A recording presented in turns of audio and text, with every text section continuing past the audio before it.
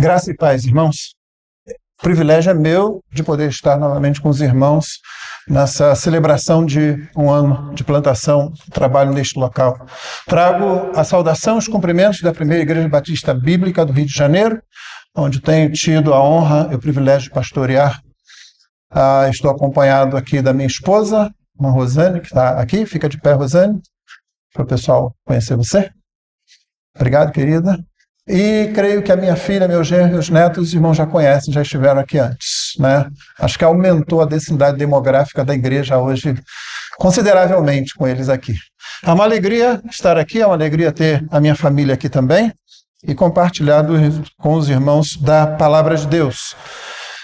E deixa eu só começar dizendo que a igreja, ela é uma obra da graça do Senhor. A igreja não deveria existir. Ela não era para dar certo. A gente toma a igreja como algo garantido, mas não deveria ser assim. A igreja é constituída de pecadores. E, além disso, pecadores de diversas origens, com índoles diferentes, naturezas diferentes, às vezes nacionalidades diferentes, culturas diferentes, condições sociais diferentes. E, no entanto, ela funciona. Eu costumo dizer que a igreja parece um besouro. Porque você conhece o besouro, né? É aquele bichinho gordinho e pesado, com umas asinhas muito frágeis, pequenininhas, transparentes até, ridículas para o tamanho dele, geralmente.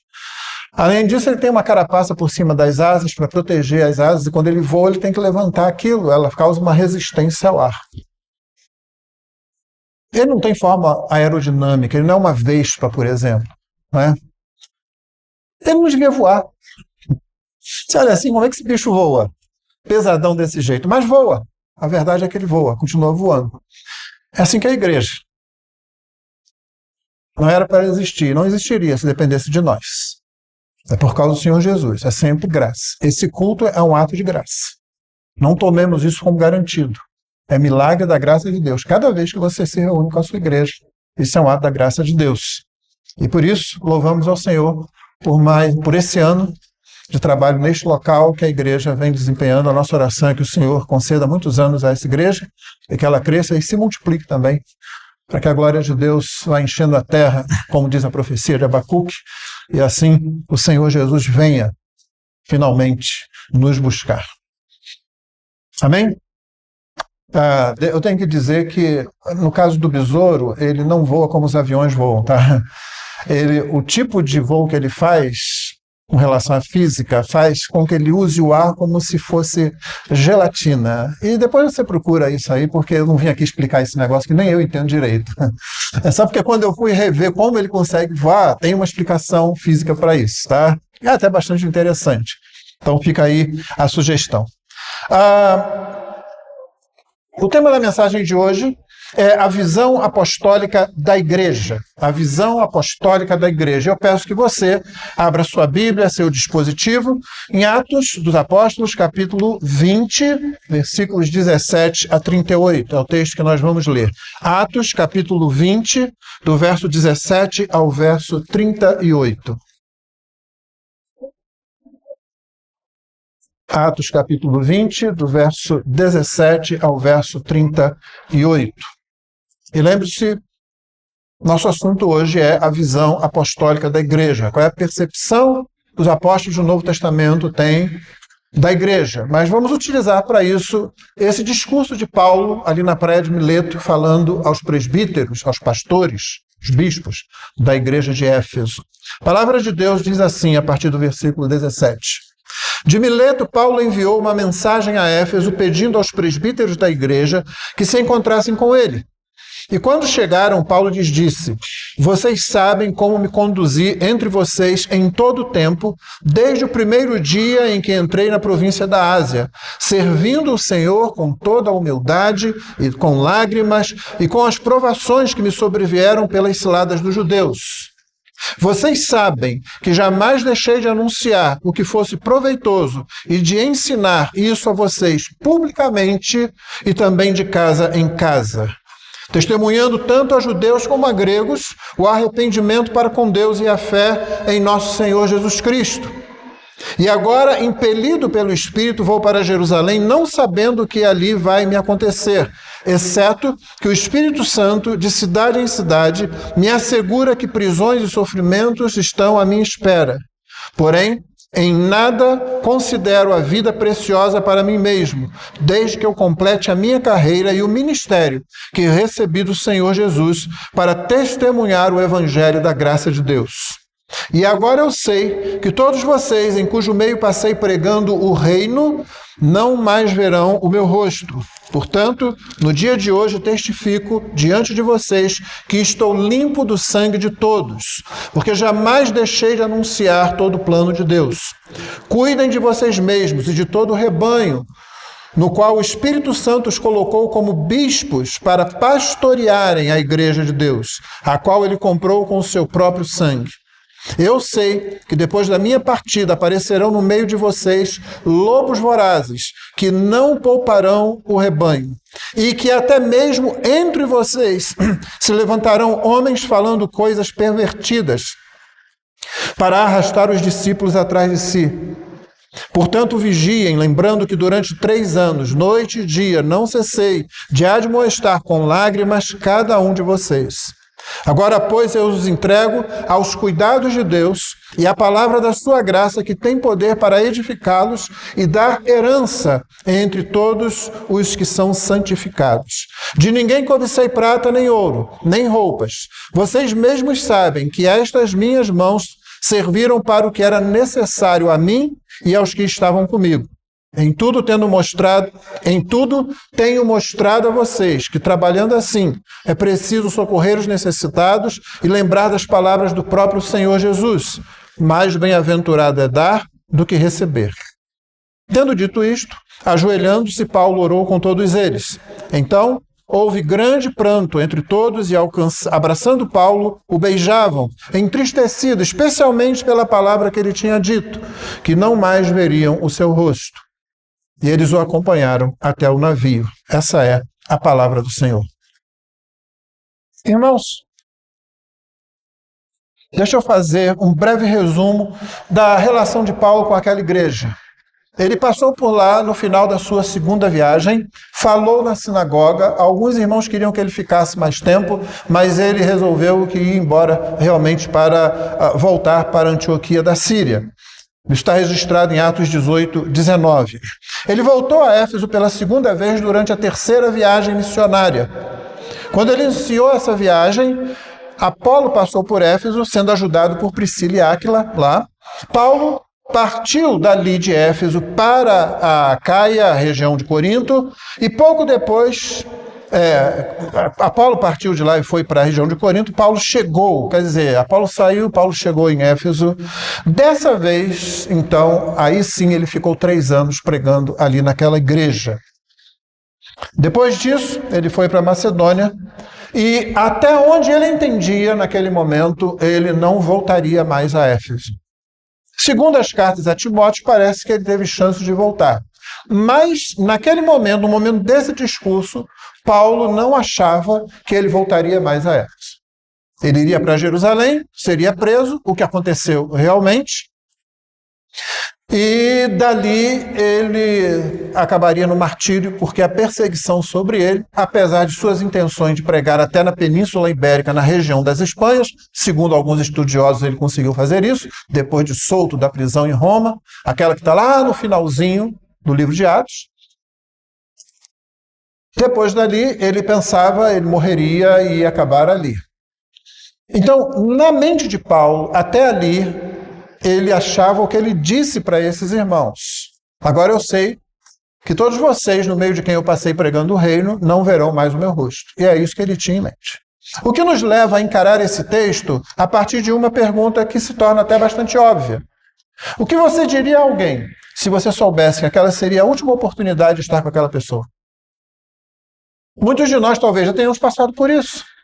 Nos despedimos de alguém, não sabíamos se seria aquela última vez que veríamos aquela pessoa. E aquela pessoa veio a ser chamada por Deus.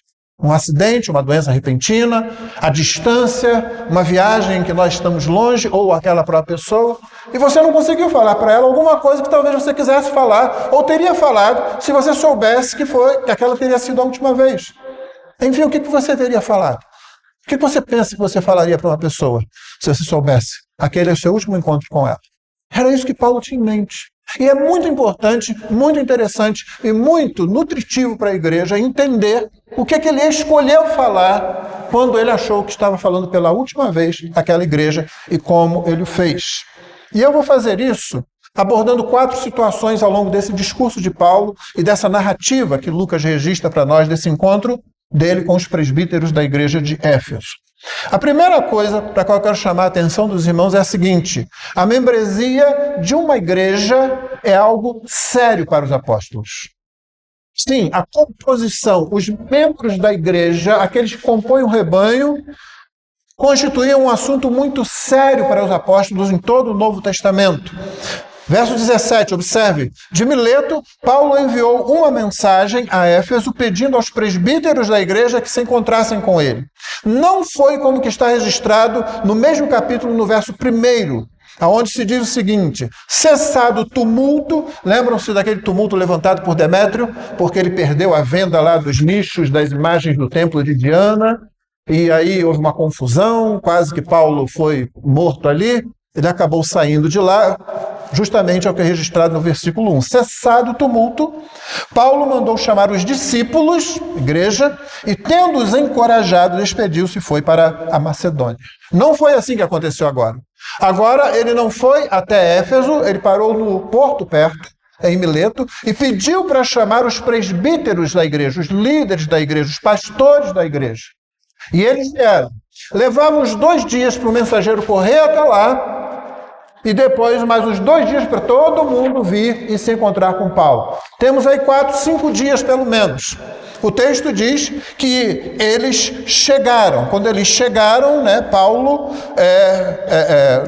isso vai ser a sequência, Paulo falou com eles. Mas a verdade é que houve um lapso de quase uma semana aí. A gente entende que no momento que eles ouviram que Paulo estava lá em Mileto, eles foram logo.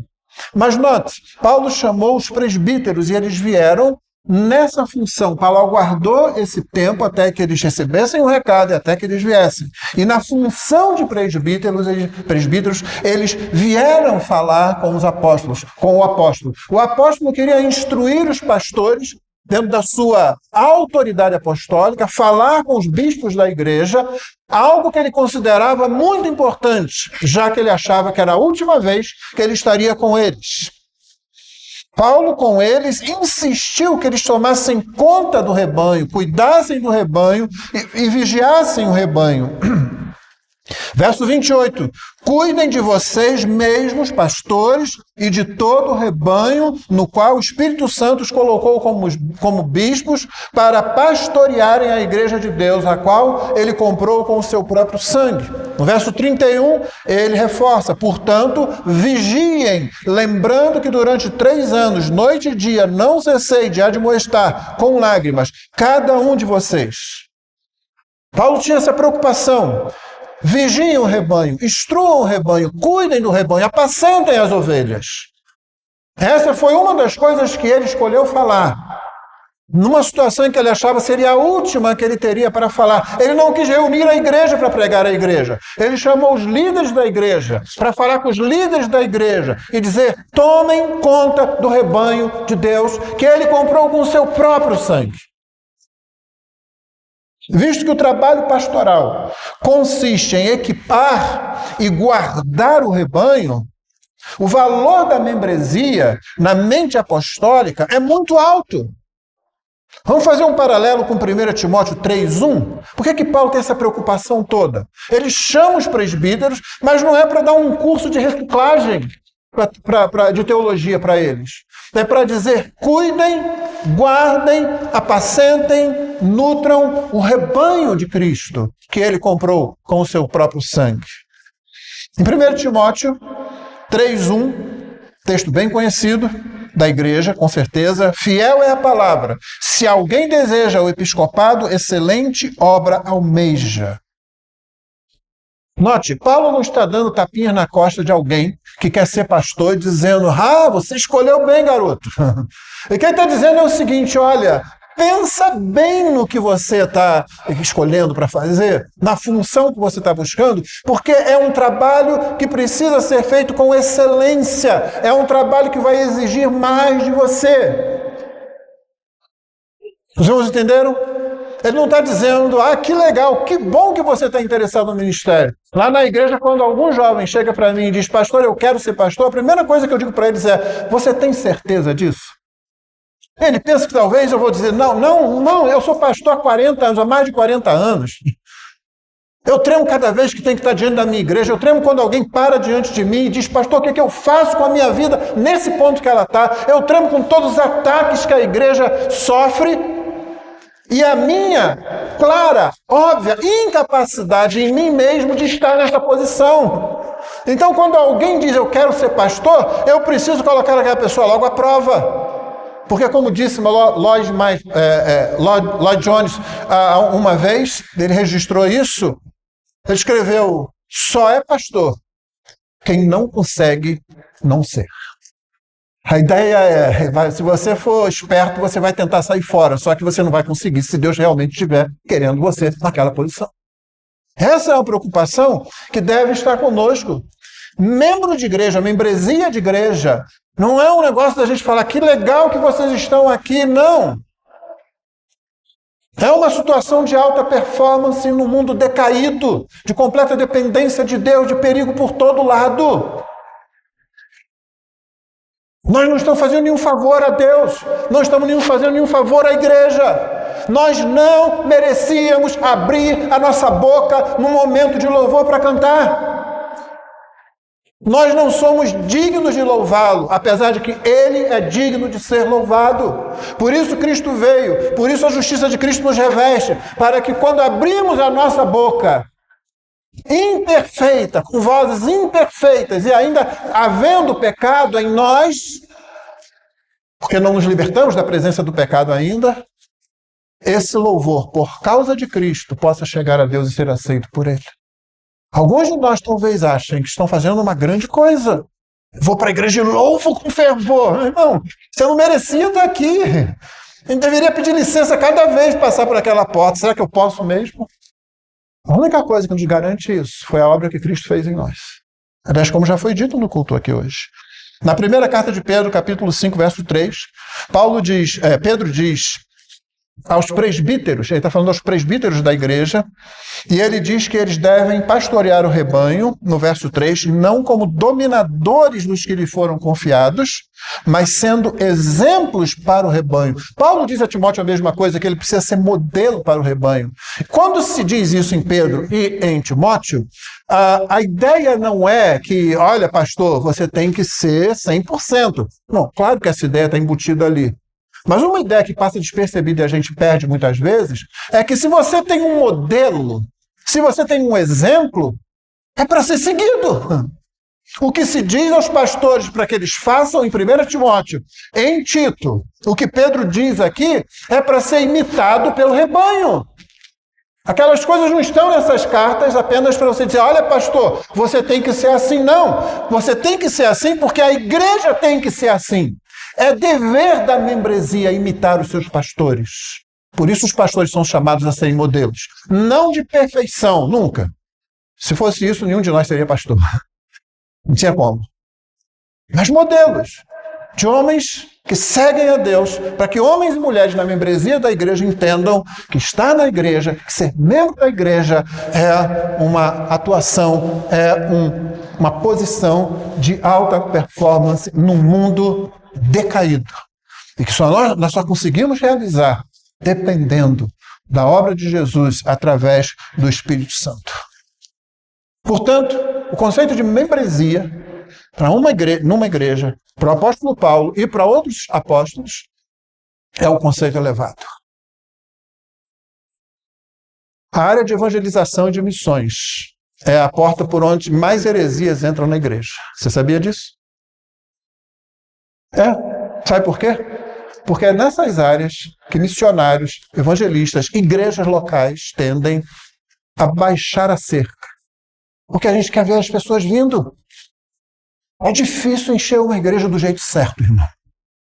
Você pode estourar isso aqui de pessoas semana que vem, se você quiser. É só fazer aquilo que agrada as pessoas. Elas virão. Multidões seguiram Jesus até um certo ponto. Quando ele fez um discurso dizendo o que realmente significava seguir a ele, eles disseram, duro é esse discurso. Quem pode suportar um negócio desse? E foram embora. A ponto de Jesus virar para os 12 e perguntar, vocês também querem ir? Mas o Espírito Santo já tinha trabalhado neles e em alguns poucos discípulos que continuaram seguindo a Jesus. Por isso eles responderam daquele jeito. Para quem iremos nós? Só tu tens as palavras de vida eterna. Mas você sabe, eu sei que você sabe, que muitas igrejas baixam a cerca. Muitas igrejas fazem um culto que é um show. Muitas igrejas deixaram de pregar o evangelho e passaram a ideia de que estar na membresia é um favor. Os homens, as mulheres que precisam de Cristo são tratados não como pecadores necessitados de salvação, mas como consumidores em busca de um produto. Pastor Elber me disse que, acho que até ontem, essa igreja tinha paredes pretas, não foi? Eu ia, se tivesse chegado um pouquinho antes, né? Filmar aqui, olha a igreja do pastor Sandro, olha como é que está esse negócio aqui. Ainda bem que os irmãos tiraram a parede preta lá. Então, ela causa, no mínimo, confusão. Mas ela é um símbolo, sabe? Ela é um símbolo. Você sabe, a ideia da parede preta é principalmente para você fazer a filmagem e para você fazer uma performance aqui. Eu já cheguei em igreja que já está o auditório todo escuro e aqui as luzes todas aqui. Qual é a mensagem que está sendo passada numa situação dessa? E o acontece aqui. Aí só estão assistindo. Sim, irmão. A arquitetura, ela fala de alguma coisa. A igreja tem que estar, sim, bem clara, porque o culto está acontecendo aqui, não é aqui. Ninguém está fazendo performance. Quem está aqui está servindo a igreja. É isso que a pessoa está fazendo. Portanto, essas coisas têm significado. Sim. Então, esse foi o primeiro ponto. A membresia de uma igreja é algo muito sério para os apóstolos. E é assim que você deve encarar a sua posição como membro. Você não tem merecimento. Eu não tenho merecimento. Não tenho mérito para ser membro de uma igreja local. Eu sou indigno disso. A justiça de Cristo, a dignidade de Cristo é que nos reveste, nos coloca na presença de Deus e assim possibilita a existência disso que a gente chama de igreja, dessa comunhão, dessa congregação que é a igreja. O segundo ponto que Paulo achou importante dizer para os presbíteros da igreja de Éfeso foi o seguinte: inimigos e oposição surgirão de fora e de dentro com certeza. Versículo 29 e 30. Eu sei que depois da minha partida aparecerão no meio de vocês lobos vorazes que não pouparão o rebanho, e que até mesmo entre vocês se levantarão homens falando coisas pervertidas para arrastar os discípulos atrás de si. Paulo disse, eu sei disso. E qualquer pessoa que já fez parte de uma igreja séria sabe disso também. Irmãos, o herege, ele vem com a Bíblia debaixo do braço. O herege não vem com o Corão. Quem vem com o Corão é um muçulmano. O herege não vem com o Evangelho segundo Allan Kardec. Quem vem com esse livro é um espírita. O herege vem com a Bíblia. Os lobos, eles vêm com sorriso e com simpatia. Você pensa que eles vão se mostrar no meio da igreja com as suas garras e os seus dentes? Não. E esse é o problema de muito crente, de vez em quando. Aparece alguém que é muito simpático, aparece alguém que sorri muito, aparece um pregador que faz você rir o tempo todo da mensagem e pronto, você começa a engolir o que ele enfia a garganta abaixo e começa a não prestar atenção naquilo que ele não diz. Nós precisamos prestar atenção naquilo que pregadores e mestres dentro da igreja dizem e também naquilo que eles deixam de dizer. Você chamar o grupo Prisma, nem sei se estão cantando ainda, mas enfim, eles são adventistas. Olha a música deles. Há certas coisas que você não vai encontrar lá. Como a explicitude da divindade de Cristo. Você não vai encontrar. Mas eles cantam bem, eles cantam bonito, cantam mesmo. Muitas músicas que eles cantam podem até ser cantadas por nós, mas preste atenção naquilo que os pregadores, os mestres e os cantores não dizem. Lobos vêm com sorriso, vêm com simpatia, trazendo a Bíblia debaixo do braço. Nós os recebemos de boa vontade. Toda pessoa que entra na igreja, que chega lá na igreja, depois de algum tempo diz, pastor, eu gostaria de ser membro daqui. Ok. Eu não tenho nenhuma ilusão, mas não tenho nenhuma vontade de colocar sequer uma pessoa na membresia da minha igreja. Nunca. Eu não tenho nenhum entusiasmo para isso. Esse é o trabalho que tem que ser feito. É isso que a gente faz. A gente evangeliza e a pessoa é batizada e entra na membresia da igreja. Ou ela vem de outra igreja e se torna membro daquela igreja local. Sim, essa é a tarefa. Isso é o que vamos fazer. Mas eu não fico entusiasmado. Que bom. Que bom que você está vindo. Venha logo. Não. Já passei dessa fase, graças a Deus. Que há muito tempo, quando eu pregava sobre Jesus, e aquele jovem rico, aquele jovem, né? Nas traduções antigas, o mancebo de qualidade, ele chega lá dizendo, o que eu faço para herdar a vida eterna? Lembra disso? Para entrar no reino. E Jesus diz para ele, você guarda os mandamentos. Eu já faço isso desde criancinha. Então, fácil. Vende tudo que você tem, vem, segue e terás um lugar, um tesouro no céu. E ele sai triste. Há muitos anos, talvez, se eu encontrasse alguém assim e dissesse assim, o que eu faço para herdar a vida eterna? Chega aqui, entra aqui, senta aqui. Diácono, traz um café aqui para ele, vamos sentar. Que bom que você veio. Uau, você tem interesse pela religião cristã, pelo evangelho, que maravilha! Na verdade, eu tenho que dizer a meu favor que eu nunca fui muito assim mesmo. Quem me conhece sabe disso. Mas, irmãos, lembre-se, o lobo entra no meio do rebanho, sorrindo, simpático, angariando simpatia, criando empatia. Éfeso nos dá o exemplo, mas o registro está em Apocalipse 2:2. Conheço as obras que você realiza, tanto o seu esforço como a sua perseverança. Sei que você não pode suportar os maus e que pôs à prova aos que se declaram apóstolos e não são, e descobriu que são mentirosos. Essa é a primeira carta às 7 igrejas da Ásia, em Apocalipse 2, escrita justamente à igreja de Éfeso, em que Jesus manda João registrar isso aí. Vocês põem a prova os que chegam aí dizendo, sou apóstolo também, sou crente também, sou pregador também, sou pastor também, põe a prova. Em nossa igreja não chega nenhum pastor que logo se torna pastor da igreja. Ele aceita a membresia da igreja, ele é visto na igreja. Eu não sei se a igreja quer aquele homem como pastor. Não sei se aquele homem pode ser pastor naquela igreja. Temos que dar tempo a isso, temos que provar. E a igreja de Éfeso foi elogiada por Jesus por fazer isso. O saudoso John MacArthur uma vez disse, a heresia vem montada nos lombos da tolerância. A heresia vem montada nos lombos da tolerância. Irmãos, eu falei de lobo no meio do rebanho. Qual é o maior perigo para as ovelhas enviadas por Jesus mesmo para o meio de lobos? Não é certamente serem destroçadas pelos lobos, isso aí é óbvio. Jesus mandou, eu sabia disso. Uma ovelha no meio dos lobos é o almoço servido para os lobos, é isso aí. O maior perigo que uma ovelha enfrenta é ela querer usar as armas e as formas dos lobos. É ela começar a achar que usando algumas coisas que o lobo tem, quem sabe só uma garrinha, quem sabe um dentinho um pouco mais afiado, não me facilitará fazer a obra, a missão que o mestre mandou. Esse é o maior perigo das ovelhas enviadas aos meios do lobo. Porque o enfrentamento vai acontecer, a oposição vai acontecer. Porém, é uma tentação muito grande a gente moldar a igreja de acordo com o gosto do mundo. E começar a usar as armas do lobo, pensando que estaremos atraindo discípulos de Cristo.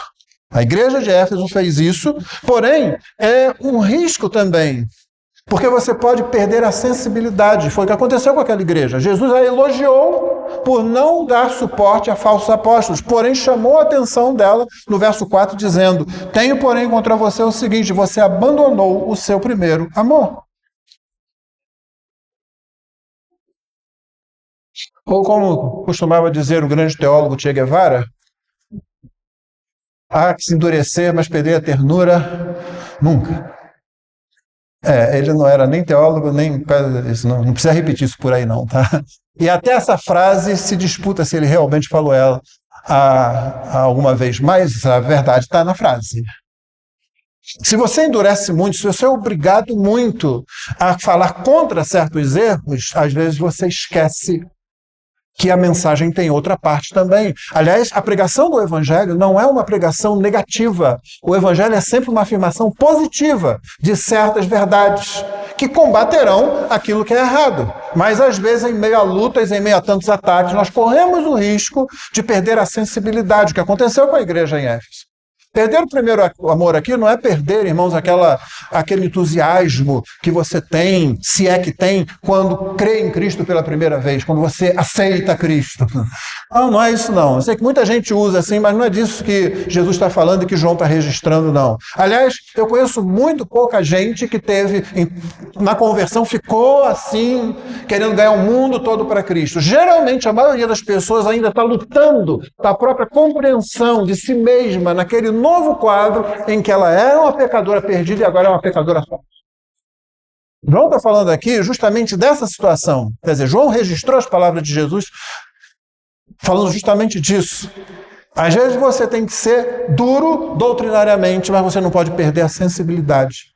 Você não pode perder o primeiro amor a Cristo, porque se você perde o seu amor a Cristo, você vai relativizar o seu amor ao seu irmão e aos demais. O nosso amor horizontal depende do amor vertical, depende da nossa relação com Cristo, o relacionamento com crentes e com não crentes. E por isso Jesus chamou a atenção daquela igreja. Os irmãos devem tomar cuidado com o demônio da porta da igreja. E não é o irmão que está em pé aí não, viu? Por favor, não é ele não. Quando eu falo isso lá na igreja, eu tenho que avisar, não é o pessoal da introdução, não. Mas parece, eu ouvi isso há muitos anos, que tem um demônio que fica ali na porta da igreja, dos dois lados, não sei se são dois ou um que se divide, não conheço muito bem esse trabalho demoníaco. Mas quando o crente passa por ali, parece que ele suga toda a sabedoria, suga toda a percepção correta. A pessoa é um ótimo profissional. É um ótimo professor, uma ótima advogada, uma excelente dona de casa, um mecânico muito bom. É uma pessoa que você pode confiar naquilo. Entende muita coisa, tem muita experiência de vida. Mas quando passa aquela porta ali, parece que o demônio suga aquilo tudo e a pessoa entra meio que em alfa aqui dentro. Tem dificuldade para entender tudo, tem dificuldade para ler a Bíblia se torna um livro quase que impossível. Irmão, a Bíblia é um livro pequeno. Tem obras muito maiores do que essa, que nós já lemos aí, às vezes, muitas vezes. Eu já li a trilogia do Senhor dos Anéis um monte de vezes. O meu neto que está ali já leu a trilogia do Senhor dos Anéis, toda. Quando chega na Bíblia, não, é dificuldade, é isso, é aquilo. Não parece um demônio na porta que tira quem você é? Fazer as coisas na igreja, a gente tem que explicar 10 vezes. Cuidado com o demônio da porta. Porque o demônio da porta é responsável, às vezes, de tirar a nossa sabedoria, a nossa percepção dos lobos que vão entrando. Porque eles vão entrar. E vão surgir no meio de nós também. Então não se empolgue muito. Não imponhas precipitadamente a mão sobre ninguém. Não participes dos pecados alheios, Paulo diz a Timóteo. Tenhamos cuidado, porque os lobos virão. Não é uma questão de se virão, é uma questão de quando virão. E do meio mesmo surgirão falsos mestres querendo arrastar os discípulos após si. Portanto, muito cuidado quem você ouve. Na igreja, eu sou muito insistente nisso. Irmão, quer tirar dúvida? Não vá para a internet. Tire dúvidas de doutrina, de situação que está acontecendo aí fora. Você pode ir para a internet olhar tudo. Tire dúvidas com o pastor da sua igreja. Ele é que está ali na sua igreja. Ele tem essa responsabilidade, ele tem que ter esse conhecimento. Se não tiver, ele vai correr atrás. Mas é o pastor da sua igreja que você tem que ouvir. E não o pregador famoso, o pregador engraçado, o pregador que tem milhões de seguidores. Isso não diz absolutamente nada necessariamente sobre ninguém. E, no entanto, muito crente está indo atrás disso e deixando a doutrina que a igreja local ensina, e aí começa a se tornar um lobo no meio da igreja. É geralmente assim que nascem os lobos. Terceiro ponto e penúltimo. Somente o evangelho é alimento adequado para a igreja. Foi isso que Paulo também achou que era importante dizer. Nisso que ele achou que era o último momento para falar com os líderes da igreja. Verso 32. Agora, pois, eu os entrego aos cuidados de Deus. Note, Paulo está dizendo assim, olha, vocês não vão mais viver, eu não venho mais aqui até onde eu sei. E o que ele diz? Agora, pois, eu os entrego aos cuidados de Deus e à palavra da sua graça, que tem poder para edificá-los e dar herança entre todos os que são santificados. Foi isso que Paulo disse. Olha, vocês sabem o trabalho que eu fiz. Ele se referiu ao passado. Agora eu vou para Jerusalém sem saber o que vai me acontecer, senão que o Espírito diz que me esperam provações, cadeias. É isso que eu sei. Ele falou sobre o futuro. Mas agora, quando ele tem que falar sobre o presente, para aqueles homens que são líderes da igreja, o que é que Paulo diz? Agora, pois, eu os entrego aos cuidados de Deus e à palavra da sua graça. Ela tem poder para edificar vocês e para garantir a herança que vocês têm entre os que são separados do mundo para Deus, entre os santificados. Foi isso que ele achou que era importante dizer. Ele insiste nesse ponto através de repetições secundárias no texto, nas quais ele deixa claro que o que ele está falando aqui, aquilo a que ele está fazendo referência é o Evangelho. Lembre, o meu ponto é esse. Somente o Evangelho é alimento adequado para a igreja. Paulo disse, eu entrego vocês aos cuidados de Deus e à palavra da sua graça. Mas ele diz, ao redor desse texto, o seguinte, vocês sabem, eu estou lendo o verso 20, vocês sabem que jamais deixei de anunciar, nesse ambiente de oposição dos judeus, inclusive, jamais deixei de anunciar o que fosse proveitoso e de ensinar isso a vocês publicamente e também de casa em casa, testemunhando tanto a judeus como a gregos, ou seja, tanto a judeus como não judeus, o quê? O arrependimento para com Deus e a fé em nosso Senhor Jesus Cristo. Isso é Evangelho. Arrependei-vos e crede no Evangelho, Marcos registra no capítulo 1, que foi a mensagem que Jesus veio pregando. Arrependei-vos e crede no Evangelho.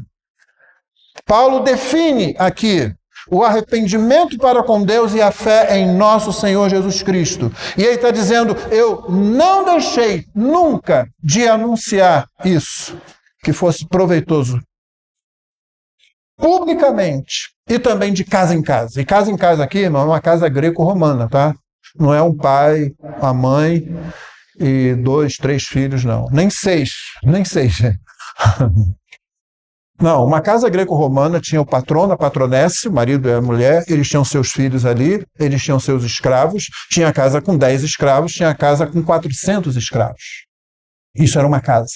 Além disso, eles tinham os apoiadores políticos, eles tinham os dependentes do patrono da casa e aqueles que o apoiavam politicamente ali, e era um ritual que acontecia quase todo dia. Depois do jejum, o patrono sentava numa mesa assim, no hall de entrada da casa, e lá de fora, no portão, já havia uma fila dos que dependiam dele, dos seus apoiadores e de outros que tinham interesse em falar com ele.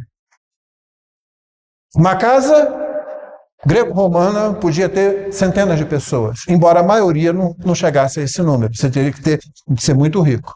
Mas não era difícil ter 20, 30, 40 pessoas numa casa. Paulo não deixou de anunciar, nem publicamente, quando todos se reuniam, nem indo de casa em casa anunciando e tratando com esse número de pessoas. Era muito comum que quando o patrono, o homem da casa, ou se convertia à fé cristã, a sua esposa o seguia, os seus filhos o seguiam, todos os outros seguiam. E você sabe, alguns eram realmente convertidos e outros não. Por isso que você tem tantas dificuldades nas igrejas do Novo Testamento. Alguns se convertiam naquele momento, outros se convertiam ao longo do tempo. Ou seja, eles iam ouvindo, até que então se entregavam a Jesus. Paulo não deixava de anunciar publicamente o testemunho de Cristo Jesus no Evangelho. Arrependimento para com Deus e fé no Senhor Jesus Cristo. Ainda o verso 24. Porém, e esse era um princípio de vida que Paulo tinha em Cristo. Porém, em nada considero a vida preciosa para mim mesmo, desde que eu complete a minha carreira e o ministério que recebi do Senhor Jesus para testemunhar o Evangelho da graça de Deus. Então, se agora a gente tinha dúvida, ele desenhou para a gente.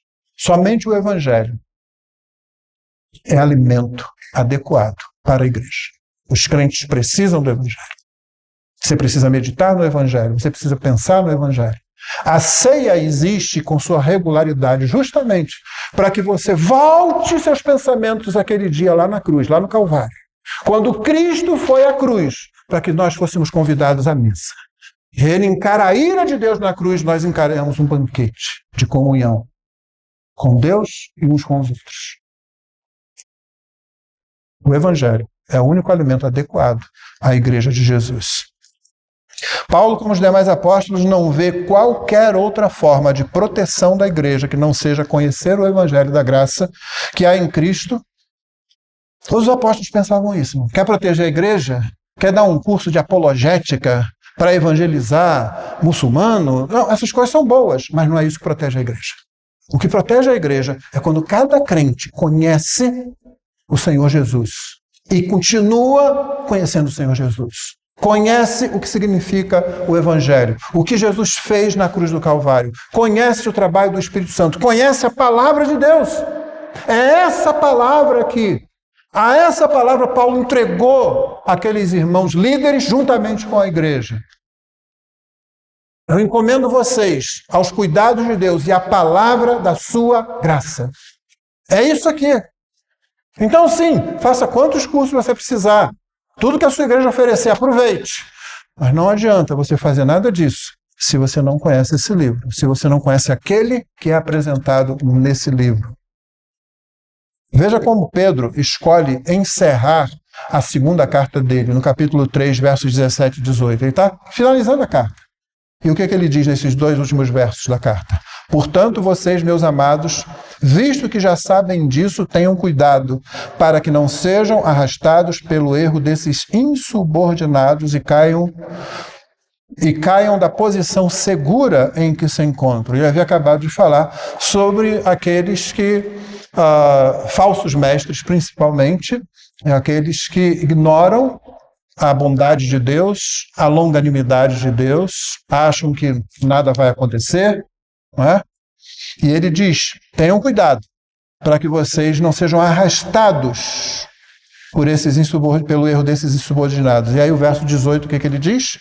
Pelo contrário, cresçam na graça e no conhecimento de nosso Senhor e Salvador Jesus Cristo. A Ele seja a glória tanto agora como naquele dia. Assim que ele termina a carta dele. Cresçam na graça e no conhecimento de nosso Senhor e Salvador Jesus Cristo. Isso protege a igreja. Isso blinda a igreja. Crescer na graça e no conhecimento do Senhor Jesus, como a palavra o apresenta. Nosso último ponto, 4. A igreja precisa existir para fora de si mesma. A igreja precisa existir para fora de si mesma. Dos versos 33 a 35, Paulo diz, de ninguém cobicei prata, nem ouro, nem roupas. Vocês mesmos sabem que estas minhas mãos serviram para o que era necessário a mim e aos que estavam comigo. Em tudo tenho mostrado a vocês que, trabalhando assim, é preciso socorrer os necessitados e lembrar das palavras do próprio Senhor Jesus. Mais bem-aventurado é dar do que receber. Essas são palavras de Jesus que você não encontra nos evangelhos, estão registradas no livro de Atos. A expressão para fora de si mesma, como eu estou usando aqui, quer dizer o seguinte, o que eu quero dizer, o que eu quero abordar é o seguinte, é possível que uma igreja se perca dentro dela mesma esqueça os seus membros e esqueça os de fora. E ainda achar que está fazendo a vontade de Deus.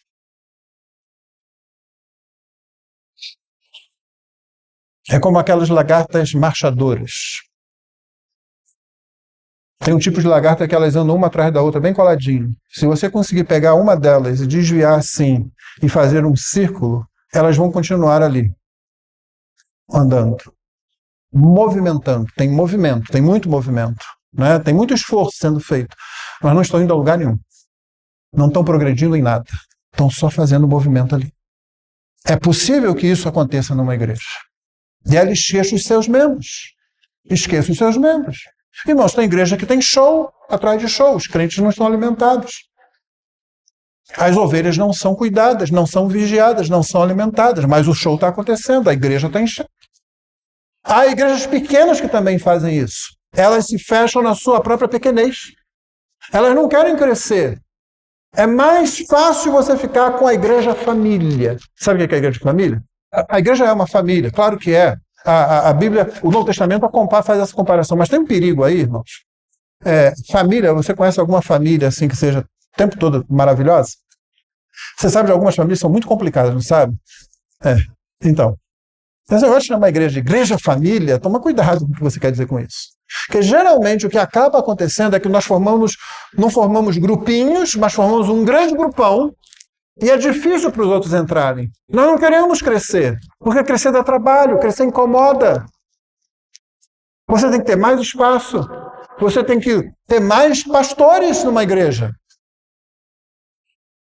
O crescimento sempre é trabalhoso para o corpo físico humano, para a mentalidade humana, para a maturidade humana. Você sabe, qualquer pessoa que já criou filhos sabe como é difícil ajudar no crescimento da maturidade das nossas crianças. E é possível que uma igreja pare de agir para fora de si mesma, se ensimesmando cada vez mais, inclusive com relação aos próprios membros. Tudo que se faz numa igreja tem apenas, ou se reveste apenas em duas finalidades e somente duas. Não há nada feito numa igreja que possa encontrar uma terceira finalidade. Evangelização dos perdidos e edificação dos crentes. Tudo que a igreja faz está aqui. E a ordem correta eu colocaria edificação dos crentes, evangelização dos perdidos. É só isso que a igreja faz. Não tem mais nada que a igreja faça. Se estiver fazendo qualquer outra coisa, está fazendo errado. Está fora da missão de Cristo. A igreja existe para edificar os seus próprios membros e para evangelizar os perdidos. É isso que a igreja faz. E é por causa disso que a gente precisa ter entendimento de que todo o trabalho dos crentes precisa ser compreendido dentro do conceito de serviço. Nós somos servos uns dos outros. E somos servos dos homens por amor a Cristo. Nós somos servos. É isso que nós somos. Eu encorajo os membros da minha igreja lá no Rio a dizer, no dia que você é membro da primeira Igreja Batista Bíblica do Rio de Janeiro, não diga que você está servindo à primeira Igreja Batista Bíblica do Rio de Janeiro e na primeira Igreja Batista Bíblica do Rio de Janeiro. Nome grande, qualquer dia a gente tem que diminuir isso. Diga, eu estou servindo, eu sou um servo. Eu já encontrei muito crente que não é servo, é consumidor. Ele vem para ver o que a igreja tem a oferecer. Se aquele pregador tem uma coisa para oferecer ou não, se ele vai sair divertido ou não do culto. Ele não procura serviço. Ele procura ser servido. Contrário, exatamente o oposto do que o Senhor Jesus fez.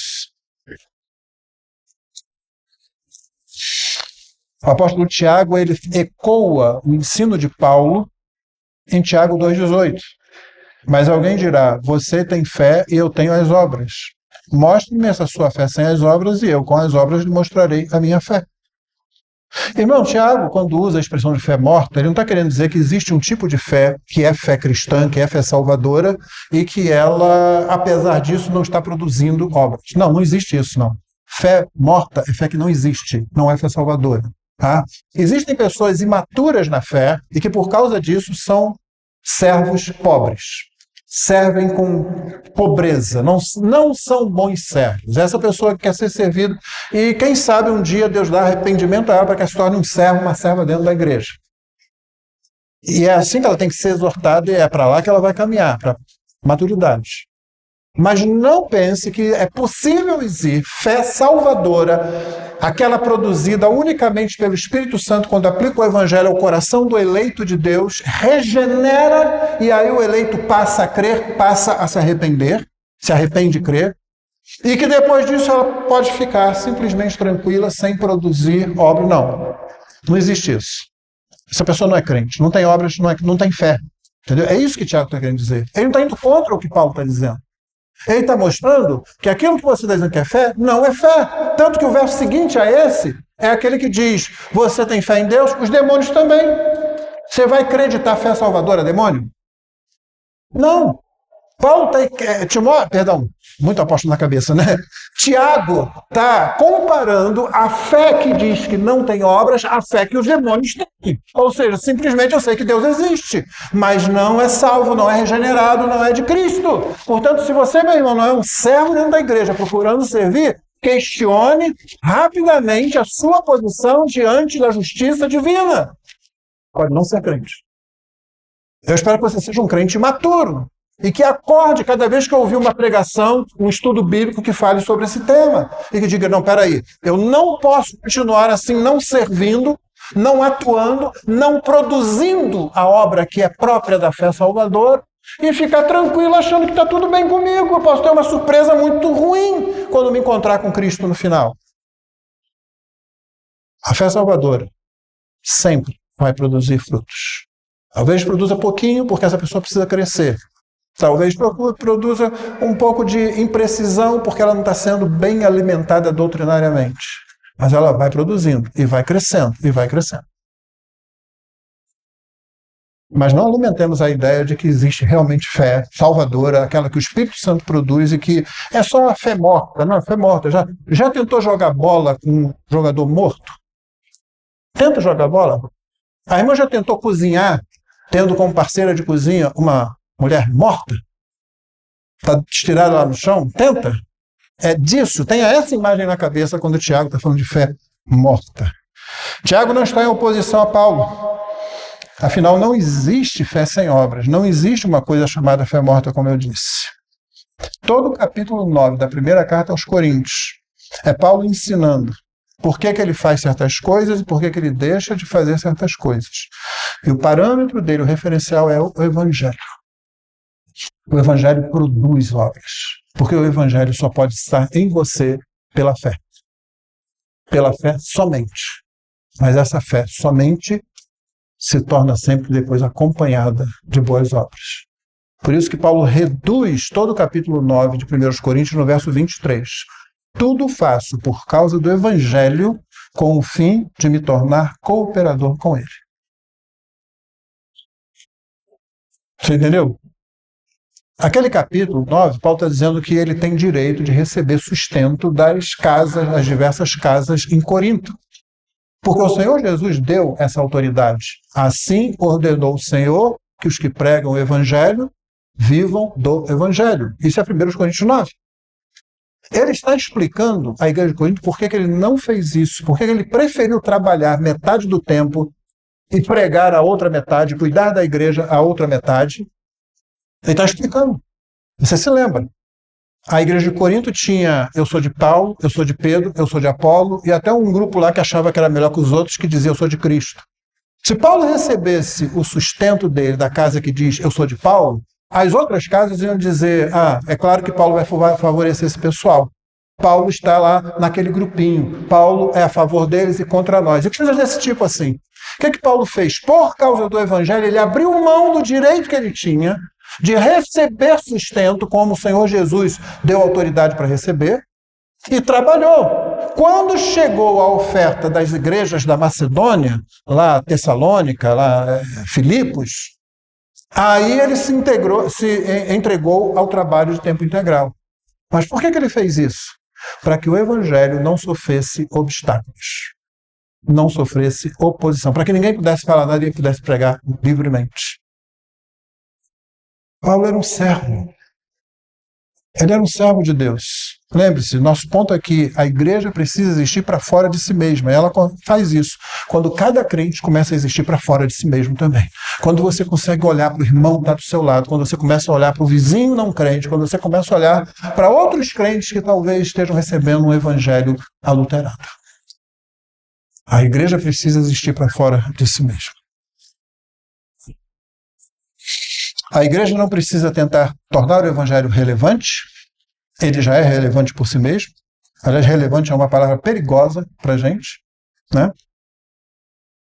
E toda vez que a gente tenta tornar o evangelho relevante, a gente acaba fazendo o serviço como os lobos fazem. E devemos lembrar que no texto, quando Paulo diz que ele procura ajudar os necessitados, inclusive por causa das palavras de Jesus, que melhor coisa é dar do que receber, em primeiro lugar, os necessitados são os da igreja. Gálatas 6, outro texto de Paulo, 9 e 10, ele diz: e não nos cansemos de fazer o bem, porque a seu tempo ceifaremos, se não desfalecermos. Por isso, enquanto tivermos oportunidade, façamos o bem a todos, mas principalmente aos da família da fé. Uma igreja pode ficar doente por muitas razões, irmãos, mas uma igreja que não se multiplica, que não vive para fora de si, certamente vai ficar doente. Pode haver vários fatores na vida de uma igreja, mas aquela igreja que fica só ali, aumentando o nosso grupo, e nós somos uma família, e nós nos damos muito bem, e se acomoda aquilo, ela certamente vai ficar doente. A igreja não foi feita para isso, a igreja foi feita para ir. Né? Portanto, termino com 4 sugestões aqui para os irmãos, e eu penso que os irmãos não vão ouvir nenhuma novidade aqui. Tenho certeza que os irmãos têm ouvido isso de uma forma ou de outra do púlpito dessa igreja. Primeiro, apoie, participe e aproveite de todo o esforço que sua igreja fizer para crescer no Evangelho. Ah, aquela reunião está com pouca gente, a reunião das mulheres, então eu vou lá que vai ter agora um pouco mais de gente. Ah, os homens não estão fazendo o que poderiam fazer, eu vou começar a fazer e chamar outros que nós vamos começar a fazer. Nunca diga, pastor, a igreja podia fazer. A igreja é você, meu irmão. Começa. Lá na igreja tem um princípio. Quem tem a visão tem a capacitação. Então, se você veio com a ideia, dizer, então, irmão, vamos lá, pode puxar o barco. Porque dar ideia para os outros é tão fácil, não é? A igreja devia fazer isso, a igreja devia fazer aquilo, os jovens deviam fazer aquilo, as mulheres. É você que faz. Portanto, apoie, participe e aproveite todo o esforço que sua igreja fizer para crescer no Evangelho. Segundo, assuma uma posição de servo ao fazer isso. Nós somos servos, nós não somos consumidores. Você entra na igreja, eu estou dizendo aqui o que eu digo para a minha igreja. Quando você entra ali, você liga o seu radar. O seu radar não pode levar você para perto daquele irmão com quem você conversa sempre, você está sempre com ele, você encontra sempre. O seu radar tem que procurar na igreja o visitante que talvez entrou ali pela primeira vez, que não conhece essa igreja, que talvez tenha até alguma oposição ao evangelho, mas veio porque um parente convidou. O seu radar tem que estar ligado para alguém que está muito sozinho, muito quieto, muito triste. Chegue para essa pessoa. Nós temos a tendência, e eu sei que é natural, de nos juntarmos naquele pequeno grupo que é o nosso grupo de afinidade. Não é problema, nem é pecado você ter grupos de afinidade. Você vai ter mais afinidade com uma pessoa do que outra. Isso acontece em todo grupo social. Mas na igreja nós não trabalhamos com partidarismos, com afinidade, que é aquele texto de Filipenses. Quando Paulo diz, nada façais por partidarismo ou por afinidade. Você não faz por causa das suas afinidades. Na igreja você faz tudo por missão. E o grupo é um grupo atual. Portanto, você entra com o radar procurando a quem que eu vou servir hoje. Venha com essa mentalidade. Quem vai ser o irmão, a irmã que precisa do meu serviço? A pessoa, às vezes, está passando por uma situação que ela ainda não teve coragem de falar, nem com o pastor. Talvez ela tenha coragem de falar com aquela pessoa que chega perto dela, porque notou um certo isolamento ali. E que chega assim, simplesmente se coloca do lado, começa a conversar. Que às vezes vai notar que está acontecendo alguma coisa naquela pessoa ainda não está pronta para falar e apenas põe a mão na mão dela e diz, deixa eu orar por você, ora por ela, pronto. Você vai abrindo o caminho. Venha com o radar ligado a quem que eu vou servir hoje. Porque nós somos servos, nós não somos consumidores. Penúltimo, é possível conhecer muito a Bíblia e não conhecer Deus. É possível. Teólogos liberais conhecem muito a Bíblia. Há kardecistas que conhecem muito a Bíblia. Testemunhas de Jeová conhecem muito a Bíblia.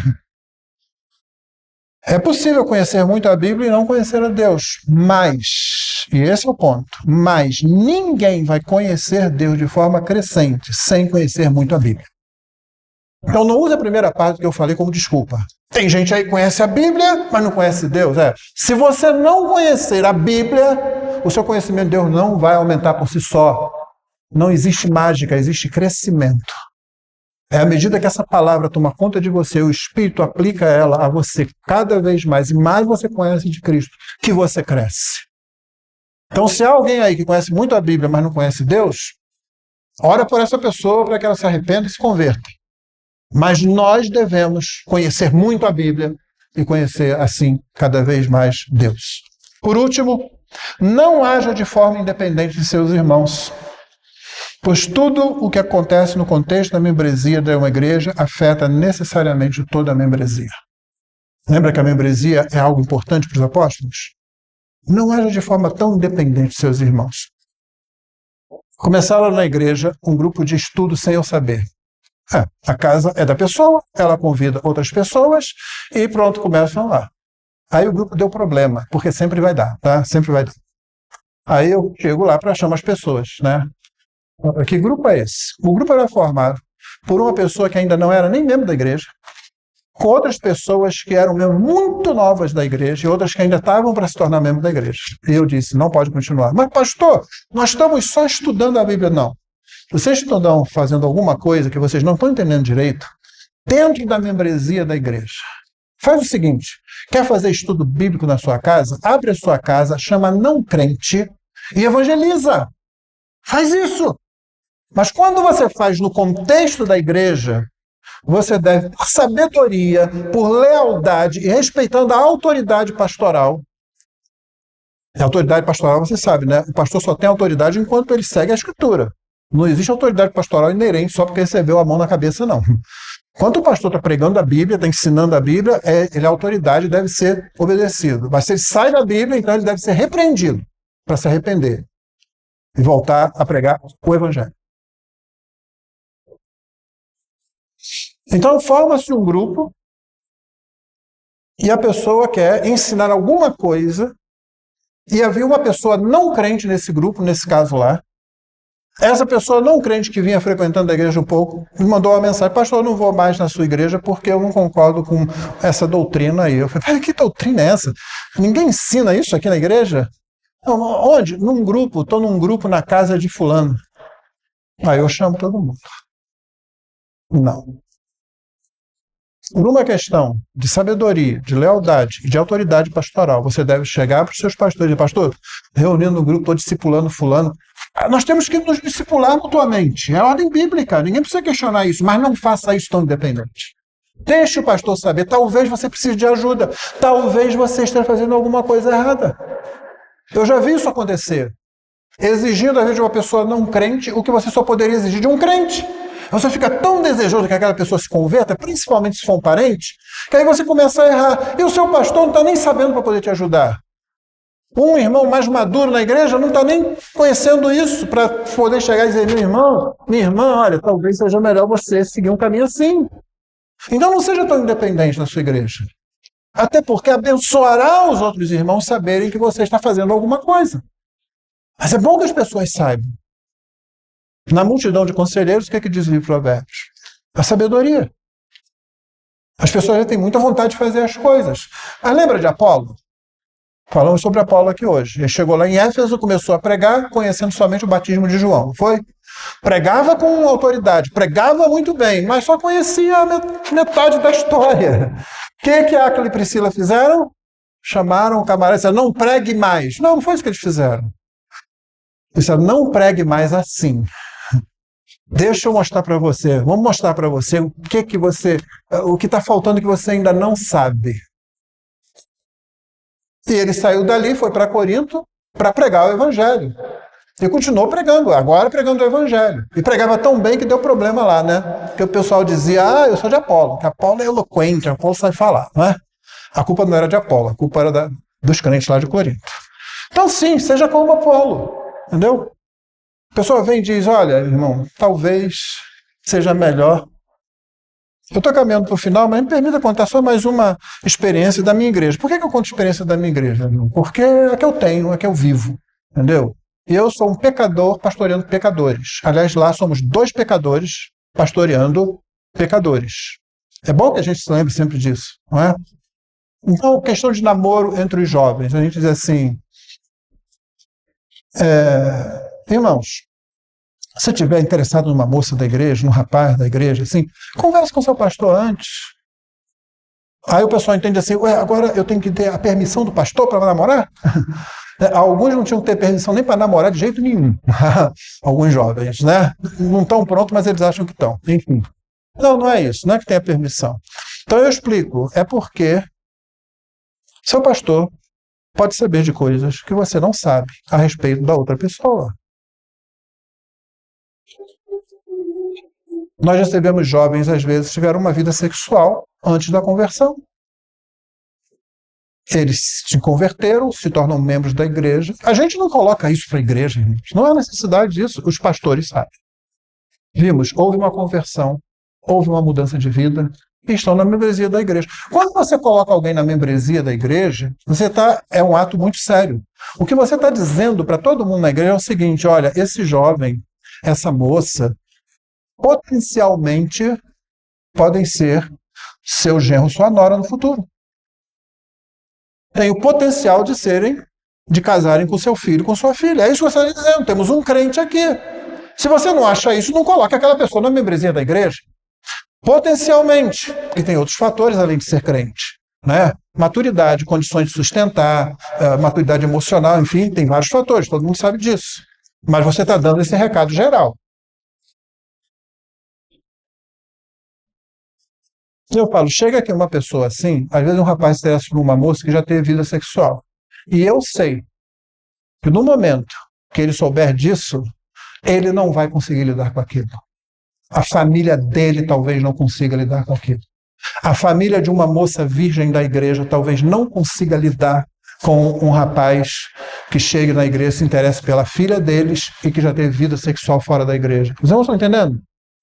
Sim, você pode dizer, poxa, mas eles deveriam ser amorosos até que chega a ser a filha da gente, não é assim? Não é? Não, mas poxa, temos que receber todos, porque não? Aí a filha que está interessada é a sua, meu irmão. Peraí, então, não sei o quê. A gente é capaz de ser assim, né? Pecadores, nós somos pecadores. E aí eu tenho condição de ajudar aquele rapaz ou aquela moça antes dele ou dela se exporem desnecessariamente.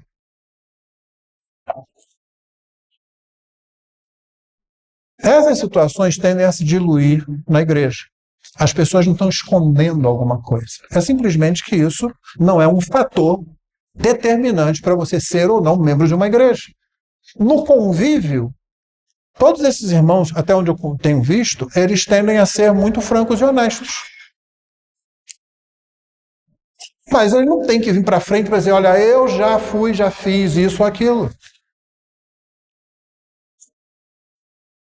Esse é um exemplo. Há muitas outras situações em que os pastores sabem de circunstâncias que poderão constituir-se um problema. E você evita isso indo ao pastor. Às vezes indo a um irmão ou uma irmã mais maduro na igreja também, que pode ajudar nesse tipo de coisa. Então não seja tão independente assim. Não é que você tem que falar tudo para todo mundo. Não é que você tem que prestar contas de tudo, embora a prestação de contas seja uma coisa muito boa, impede muita gente de tomar caminhos errados. Há muitos irmãos e irmãs em igrejas que fazem isso, prestam conta uns aos outros. Um presbitério com vários pastores, uma pluralidade de presbíteros, funciona também para que um possa prestar conta a outros, e isso evita muito problema. Porque nós não fomos feitos para caminhar sozinhos. Nossa jornada é sempre no meio da congregação. Então é isso. Apoie tudo que a sua igreja fizer para o crescimento. Faça isso com uma atitude de servo. Lembre-se, é possível conhecer muito a Bíblia e não conhecer Deus, mas ninguém vai conhecer Deus profundamente sem conhecer profundamente as Escrituras. E, finalmente, não haja de forma tão dependente de seus irmãos. Tudo que acontece no contexto da membresia da igreja vai afetar toda a membresia de um modo ou de outro. Eu termino apenas lendo Efésios 4, de 1 a 6. Rogo-vos, pois, eu, o prisioneiro no Senhor, que andeis de modo digno da vocação a que fostes chamados, com toda a humildade e mansidão, com longanimidade, suportando-vos uns aos outros em amor, dando apoio uns aos outros em amor, esforçando-vos diligentemente por preservar a unidade do Espírito no vínculo da paz. Há somente um corpo e um Espírito, como também fostes chamados numa só esperança da vossa salvação. Há um só Senhor, uma só fé, um só batismo, um só Deus e Pai de todos, o qual é sobre todos, age por meio de todos e está em todos. Amém. Vamos orar? Senhor, que a Tua palavra alcance cada coração, produza os frutos para os quais o Senhor a enviou nesta manhã. Completa aquilo que ficou faltando e que, se houver alguém aqui ou que de alguma forma, ouvindo a gravação desta mensagem, não conhece, não se rendeu ainda a Cristo, que seja dia de salvação para essa pessoa também. É a nossa oração no precioso nome de Jesus. Amém.